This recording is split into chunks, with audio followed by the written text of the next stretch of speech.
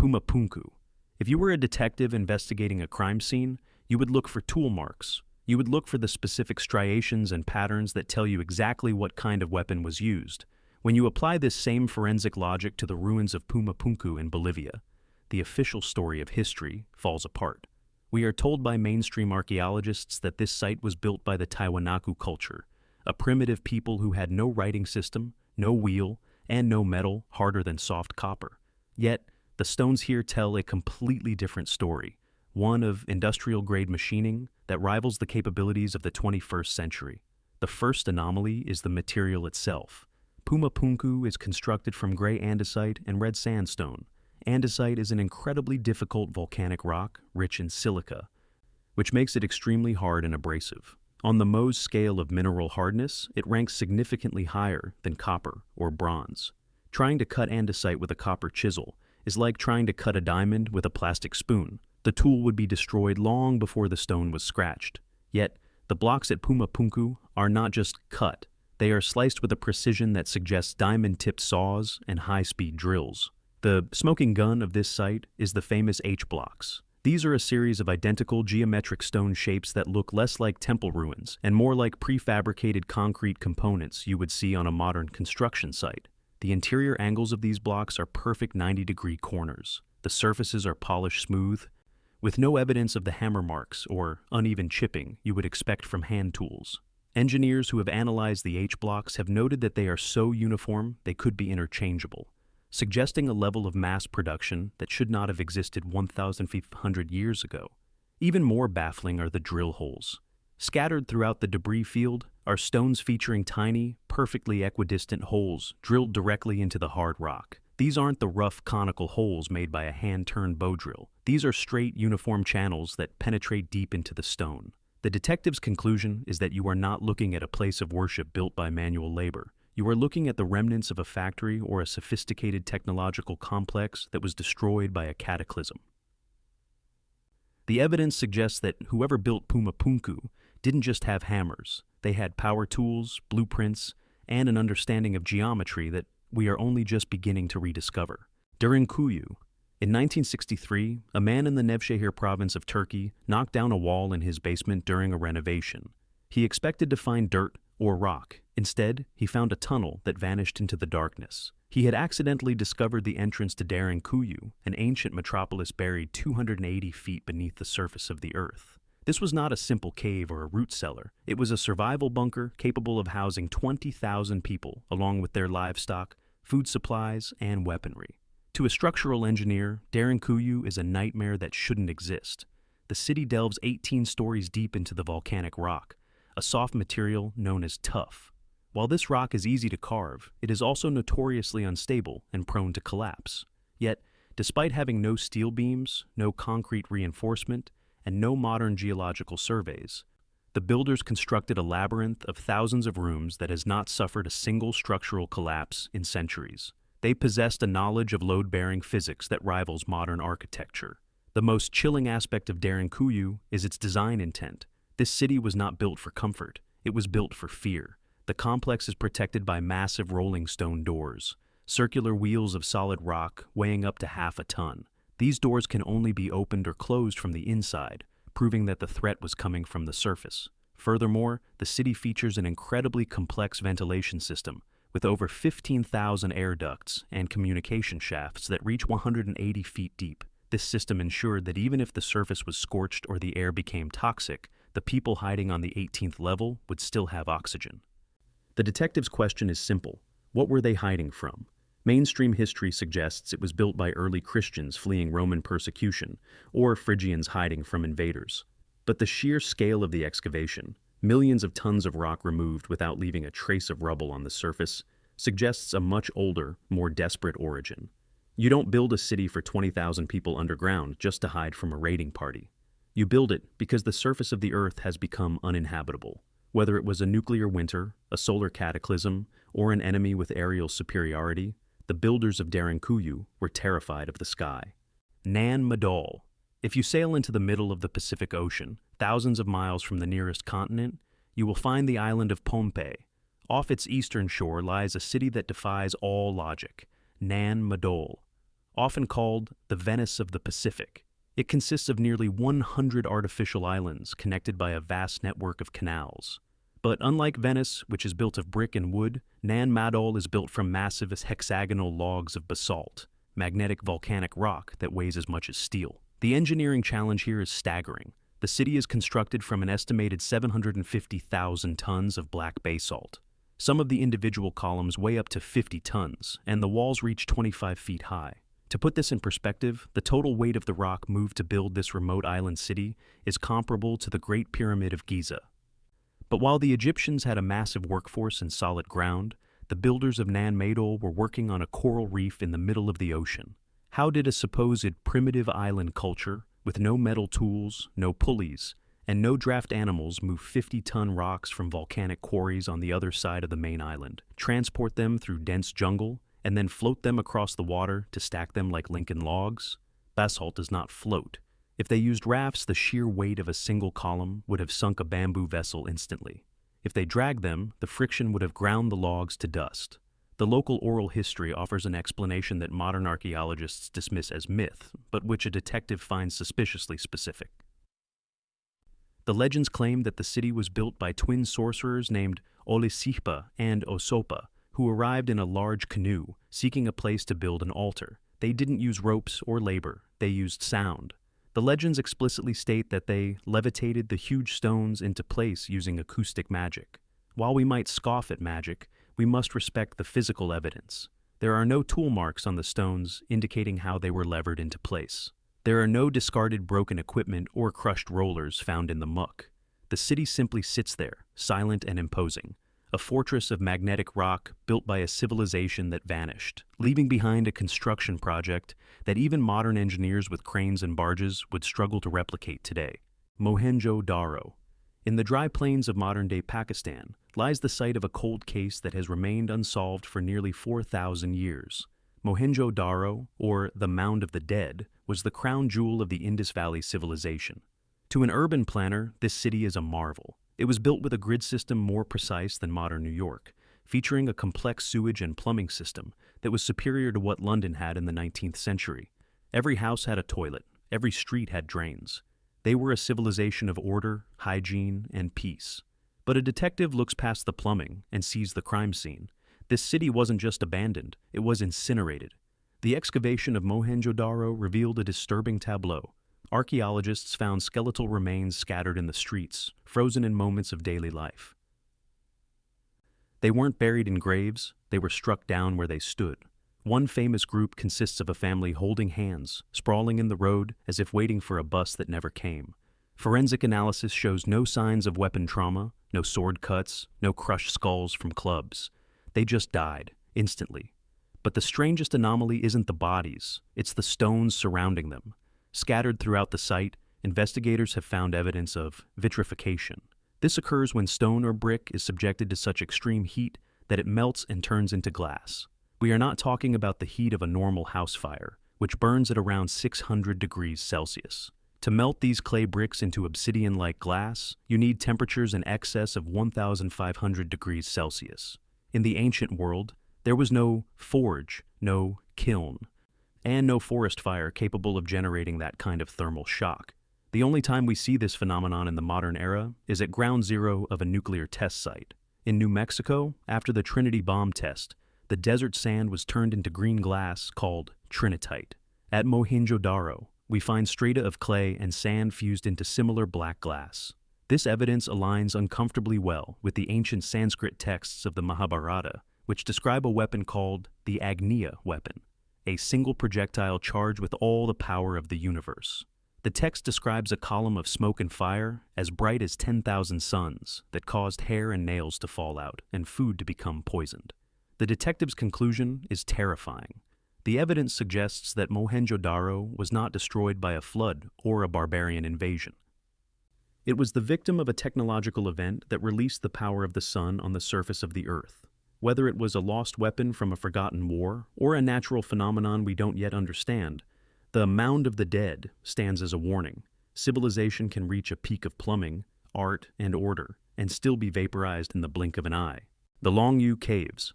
In 1992, a local villager in the Zhejiang province of China decided to drain a deep, murky pond that the locals called a bottomless pit. He set up a high-powered water pump and let it run for 17 days. When the water level finally dropped, it didn't reveal a muddy bottom or a natural limestone cave. It revealed a man-made cathedral. This was the first of the Longyou caves, a massive underground complex that has since baffled engineers, geologists, and historians alike. The scale of the crime scene is staggering. To date, 24 distinct caverns have been discovered. To build them, workers had to remove nearly 1 million cubic meters of solid siltstone rock. To put that in perspective, that is enough rock to build the Great Pyramid. Yet, here is the detective's first red flag. There is no debris. Usually, when you excavate a tunnel, you have a mountain of waste rock nearby. At Longyou, there is nothing. The rock didn't just move, it vanished. But the true smoking gun is found on the walls. Every single square inch of the ceilings, walls, and columns is covered in a pattern of uniform, parallel chisel marks. These are not the chaotic, uneven strikes of a laborer hacking away with a handpick. These marks are perfectly consistent, angled at a precise 60 degrees. They run in long, continuous lines that maintain their spacing over massive surface areas. To a forensic analyst, this looks less like manual labor and more like the signature of a machine, a massive automated grinding tool that stripped the rock away with industrial consistency. The structural engineering is equally impossible. The caves are separated by rock walls that are, in some places, only 50 centimeters thick. Despite the immense weight of the earth above and the pressure of the water that filled them for centuries, there are no collapses, no cracks, and no structural failures. The precision required to dig two massive caverns side by side without accidentally breaching the thin wall between them requires advanced surveying technology, not just guesswork. Perhaps the most disturbing piece of evidence is the silence. Ancient China was a bureaucracy. They recorded everything. We have records of grain prices, minor wars, and palace renovations going back thousands of years.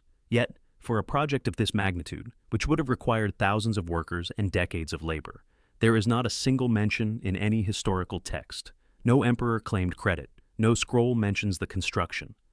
The Longyou caves are a massive industrial complex that history decided to delete, leaving us with 1 million cubic meters of missing rock and a technology we cannot replicate.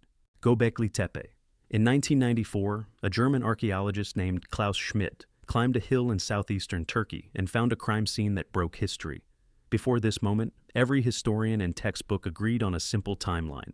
Humans were primitive hunter-gatherers until about 6,000 years ago, when they invented farming, settled down, and then, slowly, learned to build big structures like Stonehenge or the pyramids.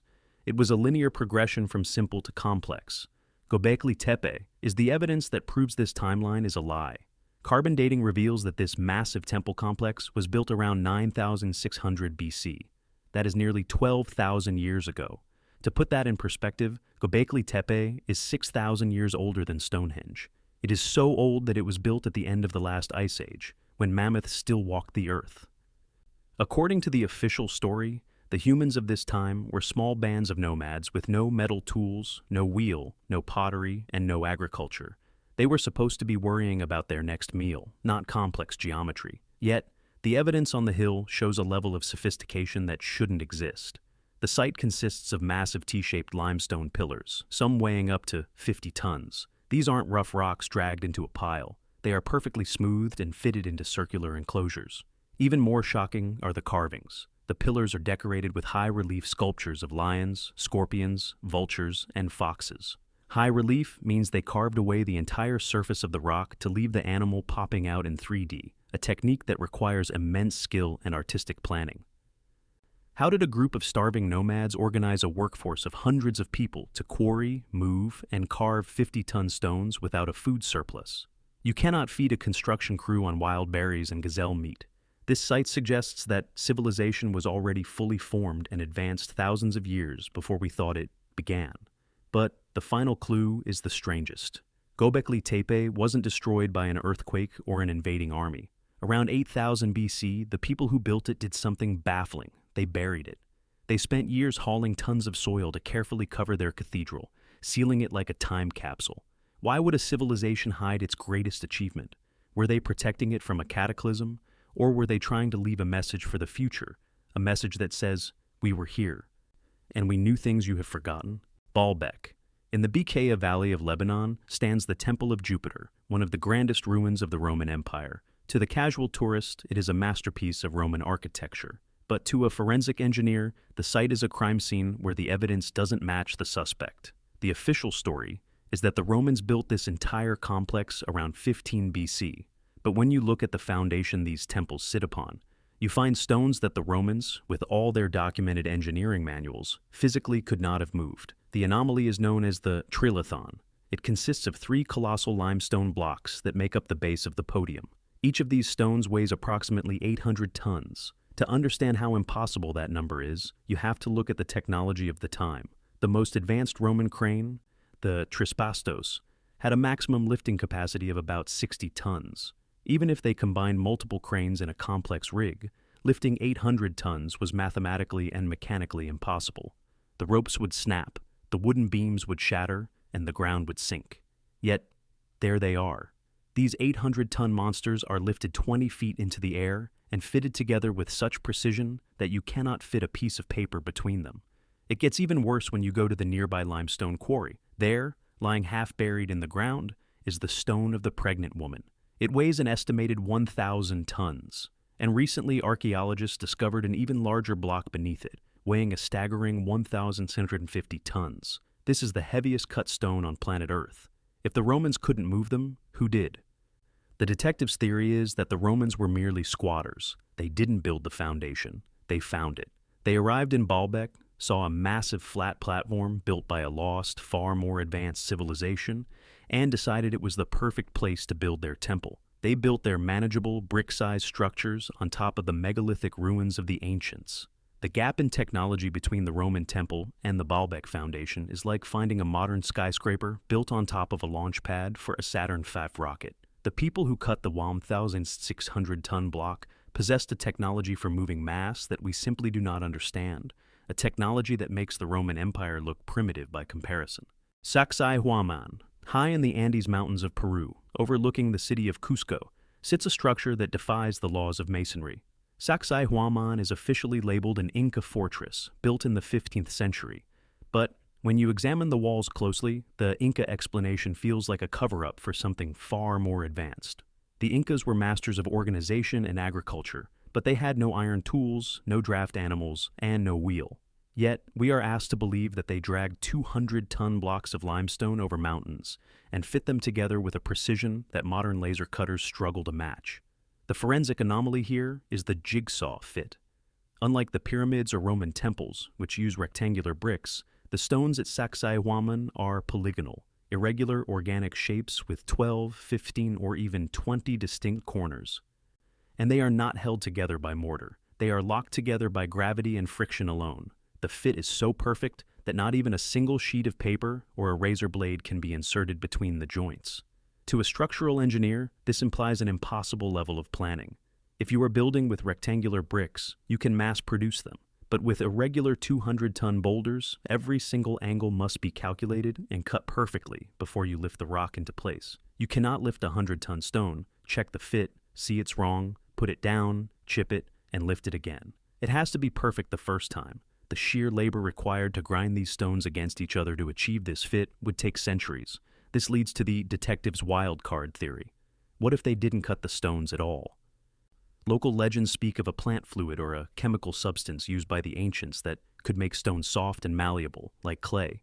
If the stones were softened, they could be stacked and allowed to settle into each other, creating that perfect gapless seal naturally.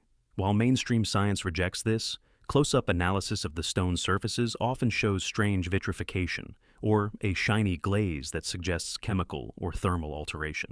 When the Spanish conquistadors arrived and saw these walls, they were terrified. They wrote back to the King of Spain that such a fortress could not have been built by human hands.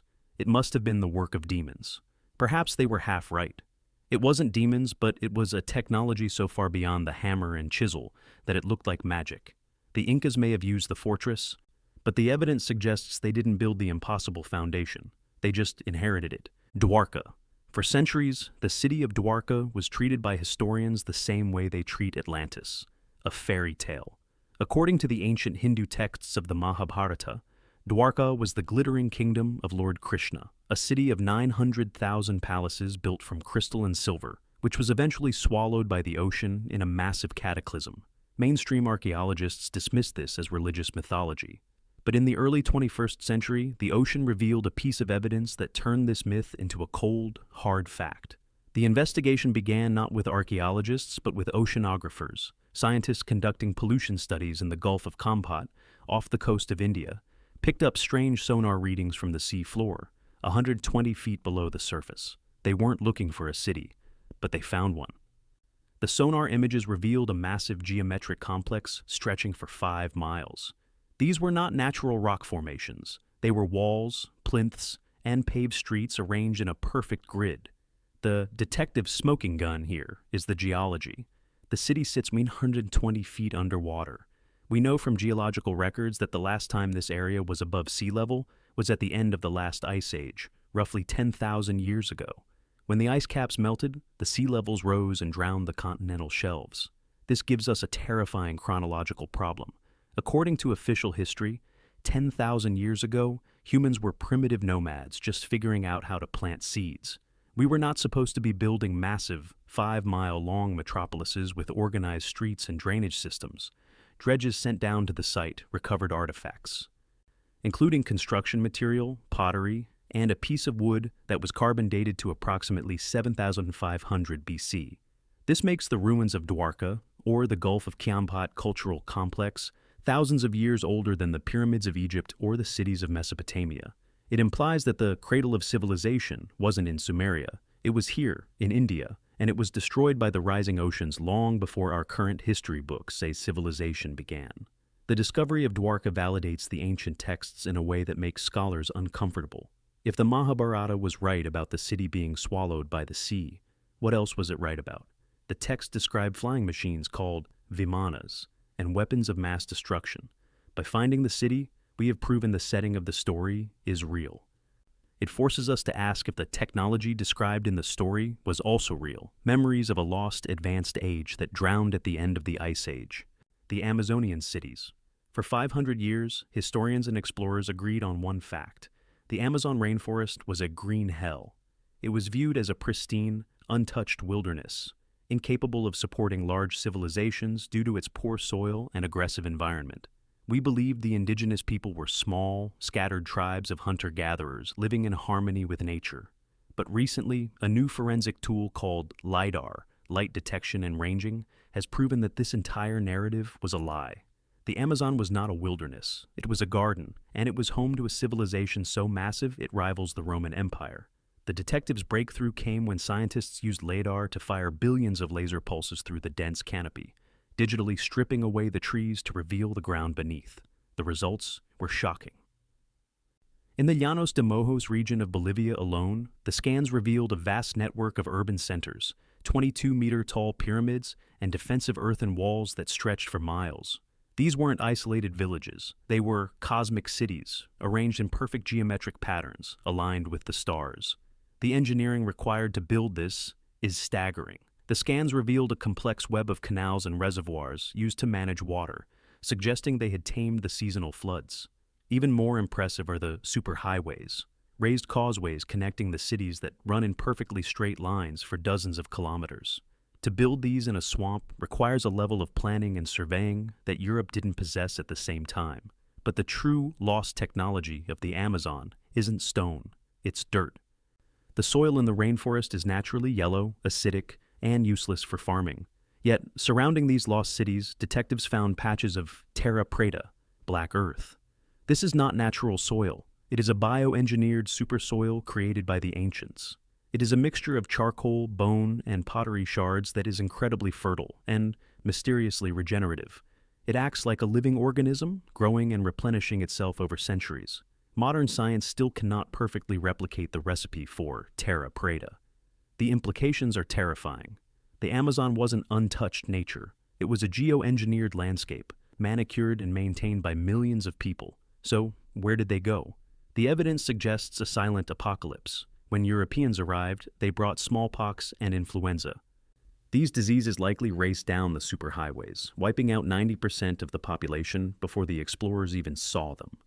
The jungle then reclaimed the cities, burying the pyramids under vines and trees, hiding the evidence of a civilization that knew how to turn a desert into a garden.